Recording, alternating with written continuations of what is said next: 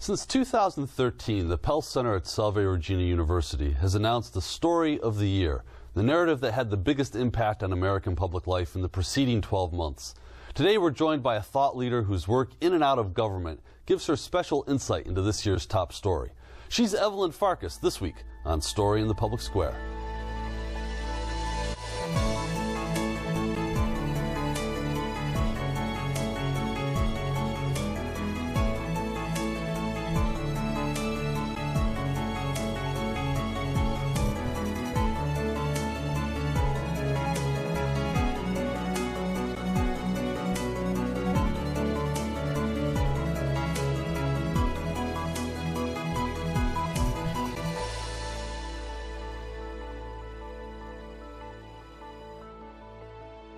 Our guest this week is Dr. Evelyn Farkas, the former Deputy Assistant Secretary of Defense for Russia, Ukraine, and Eurasia in the Obama administration. Now she's Senior Fellow at the Atlantic Council and a National Security Contributor to NBC News. She's on Twitter at Evelyn N. Farkas. Now, this is the moment we've been building to, the announcement of the 2017 Story of the Year, Trump-Russia. In the first week of January 2017, the U.S. intelligence community briefed both President Obama and then President-elect Trump on what was known about Russia's effort to influence the 2016 U.S. presidential election.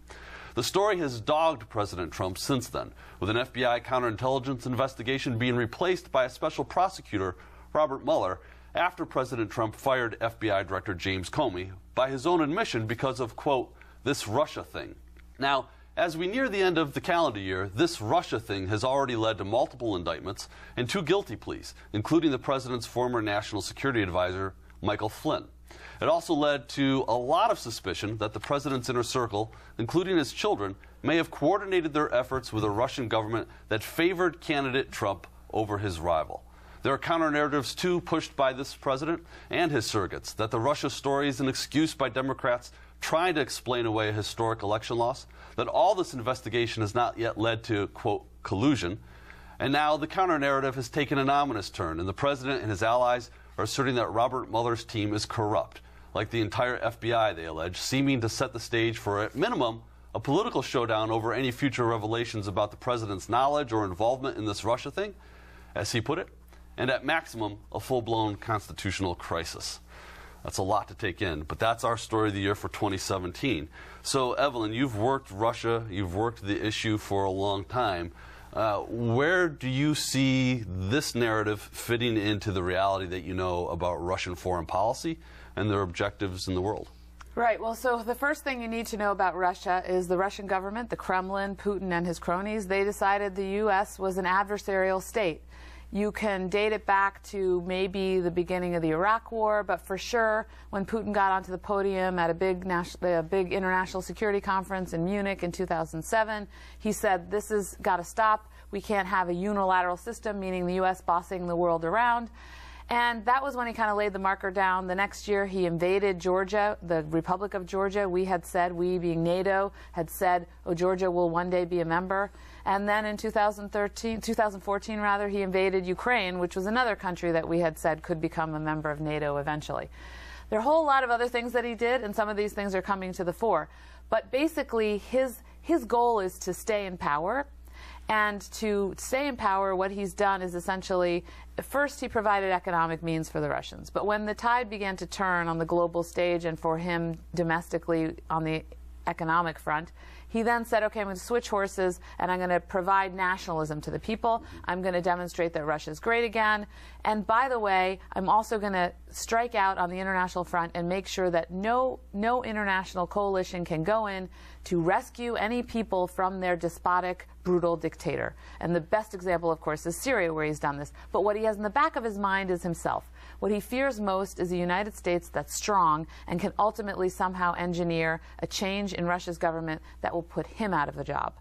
And so I think that's important as a backdrop to all of this. That's why he saw an opportunity to attack our elections, and he did so. Do you have any doubt about the fact that Russia intervened in the U.S. election in 2016? Absolutely none. And in fact, that part, it surprises me that he took that risky move, but the fact that he would meddle in our democracy doesn't surprise me. When I watched Inside the Pentagon in 2015, Black Lives Matter, the movement, I thought, you know, the Russians are going to figure out a way to exploit our real problems, our real grievances, by potentially putting money in and, you know, fueling the fire with information, etc. I mean, I kind of had a sense in my gut that I wouldn't have been surprised if the Russians were involved. It turns out, from what we've heard from Facebook, the Russians were putting racially tinged messages out on Facebook. They were taking advantage of our racial cleavages. And targeting places like Maryland and Missouri, which had had racial riots in the years there before. Are there any experts like yourself who have studied this authoritatively, scholastically, with knowledge and background, who disagree? Not that I know of. Not that I know of. I mean, I certainly have not seen a single credible person. Right.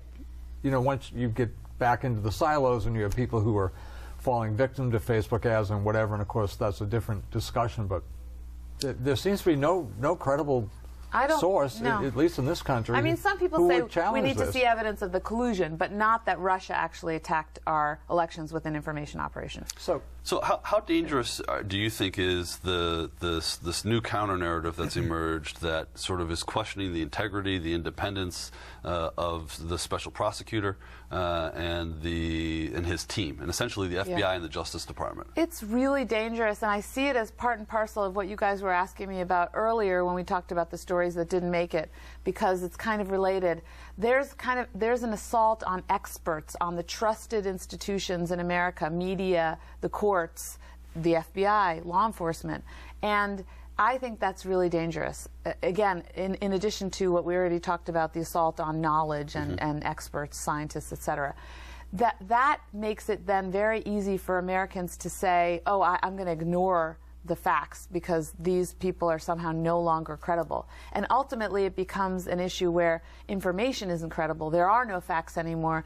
And if you create a Russian-like situation inside the United States, the American people eventually will say, well, we don't even care what the truth is. We don't want to hear it.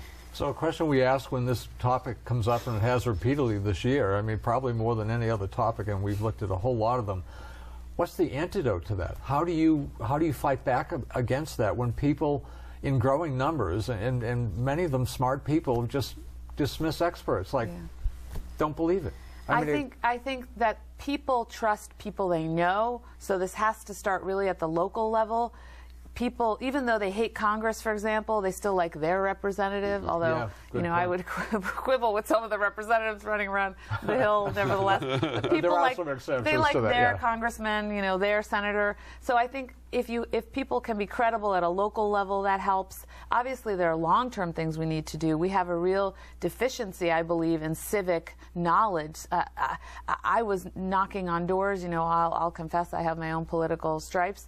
Obviously, I worked for Obama, so I'm a Democrat, and I volunteered for Hillary Clinton knocking on doors. And I remember one gentleman saying to me, well, I'm not worried about Trump because I know he doesn't have his finger on the nuclear button. Congress does. And I thought, well, we need to send him back to social studies, because, that's a real fundamental misunderstanding of the power that the president has. Now I would imagine that individual is well aware, if he's watching TV, because of all the alarm people have about the powers that President Trump has. But I think we do need to do long-term better civic education at the elementary school level and the high school level, not waiting till college. But then in the interim, at the grassroots level, we need to have more trusted agents speaking out for the truth. I really believe that colleges and universities have a big role in this as well.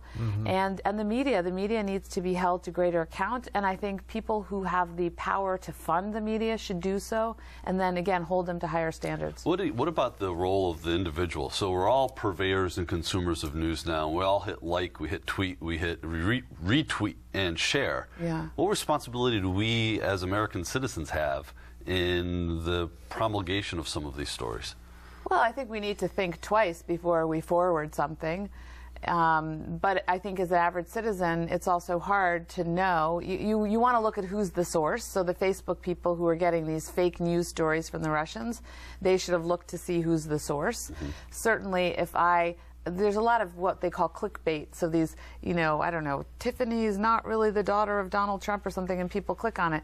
But, you know, you should know that what you're clicking on is probably actual fake news, right. you know, because there is fake news. And so I think Facebook and the people who give us the outlet, you know, the gateway into the internet, those companies should also be held to account, because they're making a lot of money off of our clicks and our, you know, participation in their Facebook world and in their Google world, just to pick two.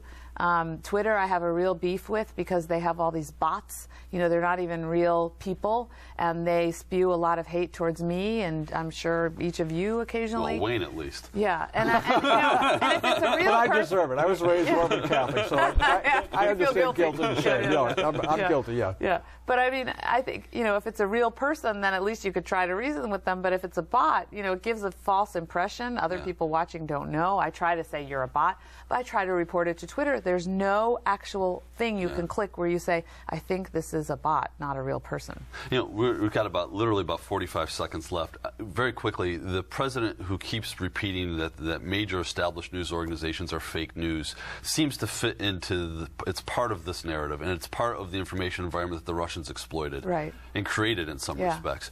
How does the American citizen make sense of that?